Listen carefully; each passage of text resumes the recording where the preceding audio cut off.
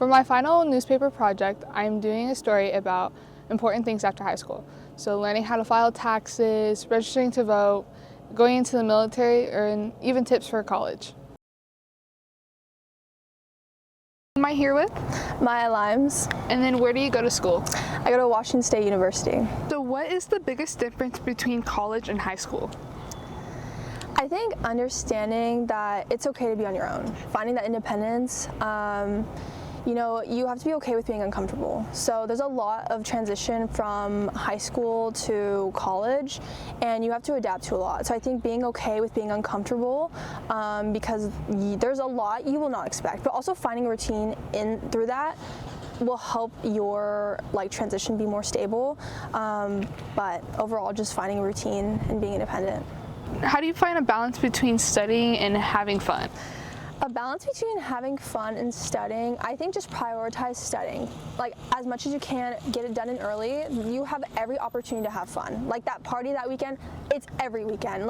Literally, your friends, that social life, it's not going nowhere, but you have to make the most of your future. So finding every single opportunity to study and learning how to study. Coming to college for me, I didn't realize that I'm not the best at studying. So finding so many different ways to make my studying stronger for my exams has helped tremendously. So that you should prioritize. And then going back to the studying, is there any resources that your college offers to help you kind of prepare for stuff and learning how to study? Yes, actually. There's many clubs. There's academic advising. Your advisor is so open to being able to help you, guide you. There's office hours with your professors that I highly encourage when you are struggling in a class or you just want to one-on-one connect with your teachers. Or I overall just recommend just going to office hours to get to know your professor, because there's so many other students in the class. So if you go out of your way to just talk with your professor, I think that's so helpful. And not even just that, we have counseling sessions on campus that you can go to, clinics. There's so many resources on campus, even studying resources or tutoring, sorry. So just being able to take advantage of those to make your education stronger is highly recommended. What is the best way to make new friends? I would say just say yes to everything, obviously morally, but everyone is adapting to the new college environment, so everyone is so open in the beginning of the school year, so make the most of that. People leave their dorm doors wide open, go say hi, introduce yourself to your neighbors, join clubs, do as much as you can, because making the most of college and being involved really helps, because sometimes it does get lonely and you do feel lost. So knowing that you have the support around you is so tremendously helpful. For me, I was going to church. I'm in multiple clubs, and I made a bunch of friends at the beginning of school year that are still my best friends to this day, and I will be moving in with them in the fall. So that transition and just seeing how far we've come in just a year, and these are my new roommates for next year, my best friends. It's so authentic and genuine, and I'm so grateful. While being there, did you feel homesickness, and if so, how did you deal with it? I did feel really homesick. I obviously had a lot of friendships, back at home and family that I missed, and it was a hard adjustment because I felt like I moved so far. And I think with that, FaceTiming them as much as I can, but also learning to try new things throughout college has kind of helped me build my routine and helped me be comfortable in my own space. And I think being able to share that with the people I love back at home as well kind of just helped me, and it put it into perspective, because they are there. My family back at home, my friends, have been nothing but supportive throughout my journey, and I think being able to give them advice from my experiences and talking to them about everything that's going on and hearing about their lives as well. It's kind of just helped me be less homesick. I've visited home a few times, and it's nice, but you know, in the end, you know, you got to do what you got to do. And I think managing that, it's hard in the first month, but after a while, when you find your people, you find your place, and you just feel like you belong, I think, you know, it's an adjustment that happens. Okay. And then for the last question, what is one thing you wish you knew before like starting college? Ooh, that's a good question. One thing I wished I knew was just understanding change. Like, you know, people outgrow each other. It's so normal for people to outgrow each other, and people change so much. So being able to understand that and just relying on yourself, like, this is your future, and you have to put your all into your future. And, you know, because that's what you want to be successful in the end. So I think, like, there's so many distractions throughout college, throughout life, and I think being set on your routine, being set on your success and career, I think is really important.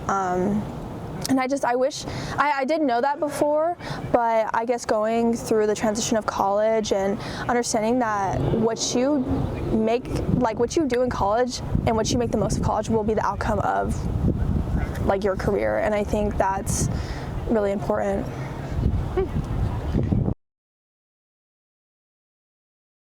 Who am I here with? I am Eileen, and I am in the Washington Army National Guard.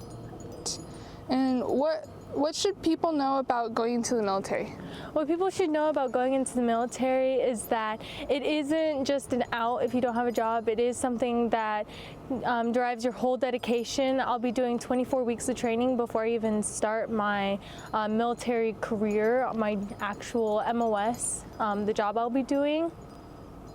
And then, are there things to make the process easier? Yes, one of the things I've noticed, so when you sign your contract, you go into something called a recruit sustainment program, and the biggest thing I'm seeing is physical fitness. So the military, you are required to be at a certain standard for physical fitness, so just getting started on that before you even start signing your contract or going to MEPS or doing any of that process.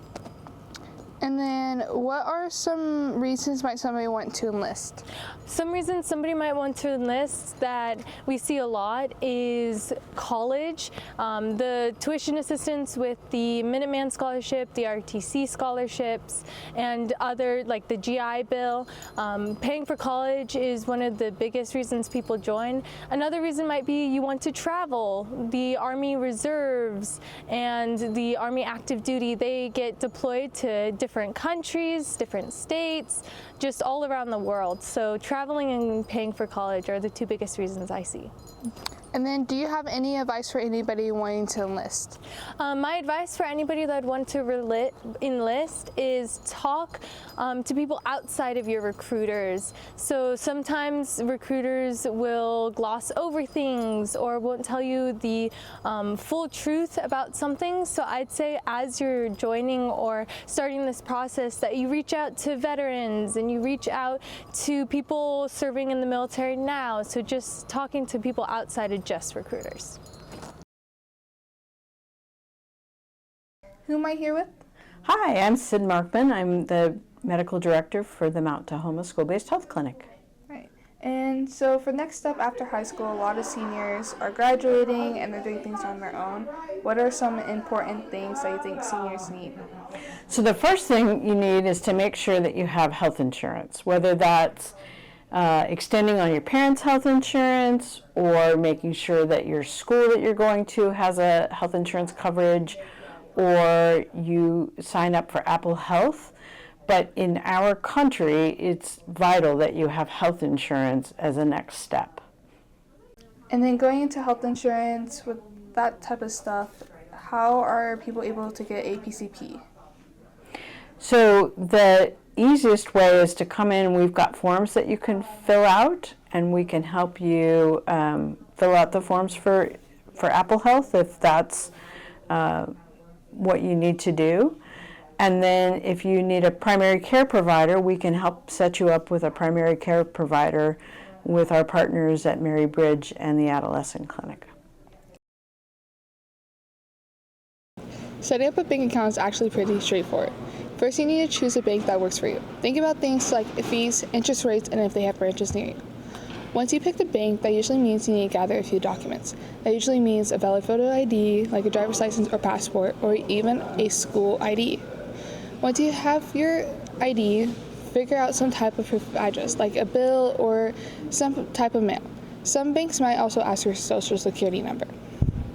Once you find a bank, head over to the bank, or sometimes you can even start the process online. A bank representative will walk you through filling out the form for the application. You'll choose a type of account you want, like checking account for everyday spending or savings account for putting money aside. Finally, you'll make your initial deposit, and that's all up to you, and you're all set.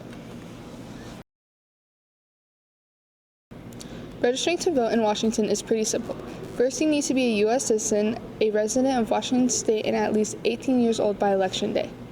You have a few ways to register. The easiest way is probably online at votewa.gov. You'll need your Washington State driver's license or ID card number. If you don't have one, you can still register online, but you'll have to print and sign and mail your registration form. You can also register by mail by downloading a form from votewa.gov or picking up one at a county election office, library, or state agency. Fill it out and mail it in. Or you can register in person at your county election office. The deadline to register online or by mail is usually 8 days before election day, but you can register in person up to 8 p.m. on election day. If you're once registered, you'll get your ballot mailed to you for every election. Don't forget to vote.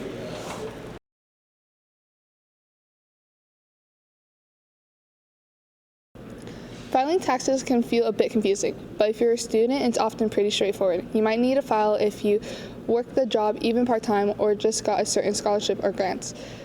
First up, you need a few documents. Your W-2 form, which is key if you've had a job. That shows that your earnings taxes already withheld.